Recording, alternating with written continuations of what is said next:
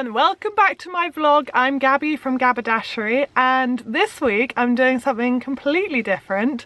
I'm gonna do Knitter Natter. So my husband came up with Knitter Natter last year because I was talking about doing a knitting group, and he was like, oh, you should so call yourselves Knitter Natter, and I loved that. And I've had it in the back of my mind, and I've been thinking about it, and I was like, oh wait, I could do that as a vlog segment. That would be brilliant. So I'm going to once a month, I think, hopefully once a month, if I can keep up the the knitting mojo, I am going to just report as to what I'm knitting, what I want to knit, any things that I might have picked up in the yarny world. So yeah, 2018 is the year that I'm going to get way more into my yarn loving. I have loved knitting for a very long time. I started when I was about 13, 14, someone at school taught me, and I did straight lines for a very, very long time. I made scarves, I made bags that are just like one piece that you would just sew together. I made neck warmers, head warmers, like anything that was a straight line, that's what I made. And my poor family, every Christmas I was like, yay, I made you another straight line knitted thing. They're like, great. And I would use, you know, really cheap acrylic yarn. I know I still kind of do, but but at least now I make garments out of them. So when I started sewing, I realized that, you know, putting together a garment wasn't actually the trickiest thing in the world, and it really inspired me to start knitting garments. So then I started making cardigans and jumpers. I'm going to kind of go through a bit of a history of my knitting journey since I moved on from straight lines. My first thing was a jumper that I will put a picture of here, and I made that for Minerva Crafts blogger network, and I decided I'm going to knit myself a jumper, and I went with a Fair Isle knit because I just thought it was so beautiful. And actually it's not a tricky make. I think it took me maybe 2 months, and it went all over the world with me because I was touring a lot of my music at the time. In fact, I finished sewing up the jumper on the stage of the Royal Albert Hall, which is like a little thing I don't want to get on about, but I feel really kind of, I don't know, that just makes me happy because I was there doing the sound check for a show that I was doing some backing vocals for a guy called Al Stewart. So yeah, that was just so cool to finish my jumper on the Royal Albert Hall stage. I don't know why, that just filled me with glee. Oh, I could just get it. Okay, I decided to get it because I don't know why I would talk about it and not just show you. So yeah, so here it is. It has actually been in a plastic bag for a while to stay away from moths because I'm still trying to work out what to do about this neckline. It's coming apart, so I need to finish that basically. So maybe the fact that I've just got it out of a bag means that I'm going to finally finish the neckline. I love this jumper. It's such a great fit on me. It looks amazing. I'm incredibly proud of my first Fair Isle adventure. I can't see, apart from the awful neckline, I can't actually see any problems with this, which is kind of crazy. I love it. I really love it. But yeah, so it was made flat. So it was the 2 bodices and the 2 flat sleeves, and then the whole thing was sewn up together. And quite quickly I realised that people like Andi Satterlund were making patterns that didn't have seams, and I'm not a fan of the whole hand sewing thing. I'm getting more into it than I ever was before, but I'm just really messy, and the stitches are all sorts of different sizes, and I don't really trust myself to hold together a garment by using my hands. So when I discovered seamless cardigans and things, I was straight on the Andi Satterlund train and started making all of her patterns. I think this might have been the first. So this is the Marion. It was also my first cabling project, and I really love cabling. I'm a bit obsessed with cabling now, so I'm very thankful to Marion for taking me to the cabling world. And then I made 3 Miettes because I've just made one for my mum for Christmas. And a Chuck sweater, And yeah, I'm completely into, oh actually no, the first one I made was the plain Jane because I decided to start with something really simple. So and she completely leads you through, it's like a little ebook about making cardigans, and I'm really thankful that I did that because it kind of started me at the very beginning, so that I could work up to making things like this. So yeah, I completely fell in love with garment knitting. I made a few hats and things as well, which was kind of exciting to just do things like decreasing and increasing and things that I hadn't done before, and learning about like slip stitches and yeah, so I really fell in love with knitting. And this year I just want to make more garments. I want to make a shawl, and I thought I would show you what I'm already doing, and it is in this bag. My project bags are really boring. I need some good project bags. I should make some really, but at the moment these are my project bags. So dull. I have got this guy, but only really small projects fit in him, so I need kind of good big project bags. But in this really boring used to hold slippers project bag is my owl sweater. So the design is by Kate Davies, and it's been incredibly popular. I think maybe had the most makes on Ravelry or something. It's incredibly popular, and I spotted it on one of my favourite Instagrammers, I can't remember who it is, not that long ago, and I was like, oh my gosh, I need to make that pattern. And I put it in last year's Make 9 and I didn't finish it, so I started it mid-January instead. In fact, I've just written it down. I've started it on the 13th of January, and that's not even 10 days ago yet, and I've got the whole body done. And I've got one sleeve, and in this little guy the start of the second sleeve, just the ribbing so far. So it's going to be done really soon. I'm hoping by the end of this weekend. But owls is amazing because you kind of get to this bit with the bodice and the sleeves, and then you make this amazing yoke of owls. And oh, bing! And I don't know if I'm going to add the buttons on the owl's eyes or not yet. I'm going to kind of see how it turns out. I've also seen some really good beading ones, which are pretty awesome. If I do the buttons, I might do little yellow ones. I don't know if you've noticed, but my hair's been re-dyed recently, and every time I come out of the hairdresser it's a different colour. It kind of normally fades to something that I'm happier with. This is a little bit dark for me, but at the moment this is pretty perfect for this jumper.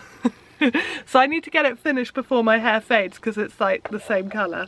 I'm having a few little issues with this. I've definitely added quite a lot to the length of the sleeve. I think where I was meant to stop is about there, and that isn't the length of my arm, so I kept trying it on and making it longer and longer. The back shaping, the increases and the decreases, I know a lot of people have left them out. I kind of wish I'd read that before, because I tried it on yesterday and I've got the poofy back. So I'm trying to work out what to do. Now I think I am going to finish it, because there are a few little cheats that you can do when they're finished, and I think I'll probably do that. I'm not a frogger. I'm not going to rip back. I'm just not. Maybe I should. Maybe I should. It's not too bad. I think when it's all finished it might make sense as well, because someone said carry on and persevere, because if you try it on at this stage it's going to look not that good at the back, but carry on till the owls are done. So yeah, I think I'm going to persevere, because I just can't wait to cable those owls. I'm so excited about it. Yeah, so I'm going to get on to that bit. Oh no, I've just seen this come undone. No. No. These stitch markers are a bit useless. Well, that was fun. My stitch marker had broken, so I had to just do a quick little bit of repairing. Anyway, so yeah, so the bodice done, sleeve done, second sleeve on its way, and I knitted. So while I was getting my hair done yesterday, and I was in there for about 3 hours, I knitted the whole of this sleeve, but that is so quick. and I've heard it on a lot of podcasts before, but this is flying off my needles. I get it now. This is literally flying off my needles. It couldn't be a quicker knit. So very excited about owls. And the next one I'm going to make when owls is finished is I'm going to start my 2018 Make 9 and do the Theipmuir, someone told me how to say this, Theipmuir jumper by Ysolda, and I'm probably saying her name wrong as well. I am bad at the names. Yeah, so I'm going to make her beautiful Fair Isle yoked jumper. I've got this amazing Cascade Yarns Venenza in this lovely kind of bottle green blue. Is that a word? Is that a thing? Bottle green blue? I don't know. But it's really, really beautiful. So I'm going to make the body in that, and then I'm going to go all the brights for the actual Fair Isle. So I'm going to use my Madeline Tosh sock yarn that I got last year. So I'm going to use these colours in with that. So that is going to be absolutely amazing. I'm very excited to crack on with that. So yeah. Okay, now other yarny things is that this year I have started crocheting, and that is extremely exciting for me. I did try, I think, a few years ago, and I was really bad at it, and it felt really just not natural. But I did an amazing course from Beautiful Things, and I will put the course below because it's really, really good. It's an online video course, and within 2 hours I was starting my first crochet project. So actually probably even less than that, like an hour. I am a very impatient crafter, by the way, and I'm an anti-perfectionist as well. So what other people might deem I don't know, like they would probably take a bit longer and make it a bit more perfect before going on, but I just plow on. I'm like, cool, I know how to do it, I'm just gonna carry on and just get better as I go. So I don't know if that's the right way to do it, and I don't know if saying anti-perfectionist is right, but I'm the opposite of a perfectionist is what I mean to say. I just basically say, yeah, that'll do. And I am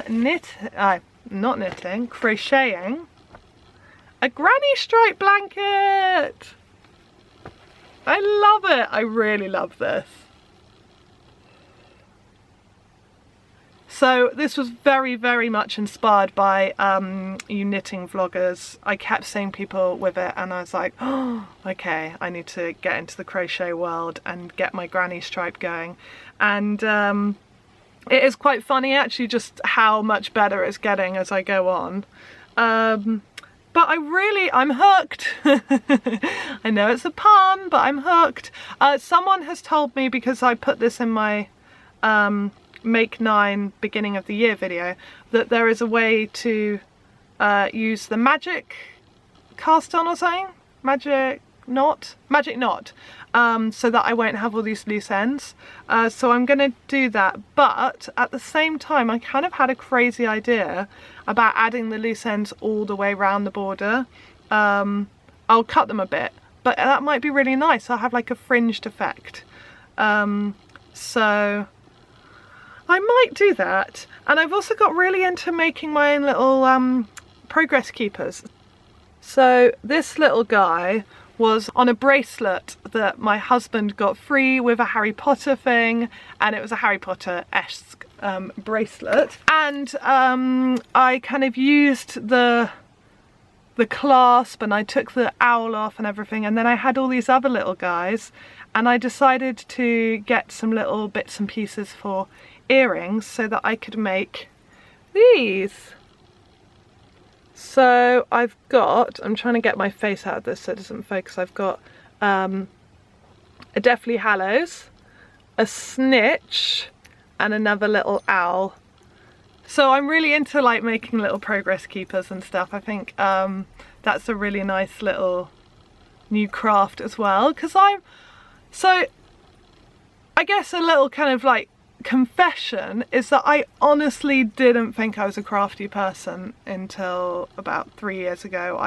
I really wanted to be, and I loved the idea of being crafty, but I've always been told, like at school, that I was bad at art and with my hands and stuff, and so school kind of ruined it for me. And like even when I said I was going to start sewing, there were definitely members of my family and close friends that were like, you're going to be no good at that.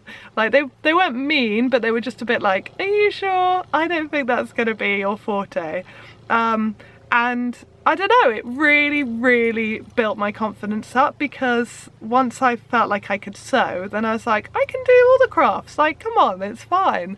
And I love doing crafts. I love being crafty. I love making stuff with my hands. Like I really enjoy just kind of, I don't know, just putting together two things and making them into something else. That's like complete joy for me. So so I was just really happy to kind of find that actually I wasn't appalling at it, and that maybe I could try my hands at some other things. And I know that this seems like a really simple thing, like yeah, so you put an earring clasp on a little gem, well done Gabby, but it felt like a real like milestone for me, because I was like, oh, I would be really like worried to do these things, but now I'm like, of course I'm going to make my own little progress keepers and just kind of, you know, chuck myself into the crafty world head first, and just not really mind if I sink or swim anymore. Like I just enjoy it, so I don't really care if it's good, which yeah, I don't know, that's a bit of a weird one, but I enjoy the making part so much that that's kind of all that matters to me. So anyway, so yeah, so my granny stripe blanket I'm really loving making, and again, I don't really care if it's good, I'm just enjoying it.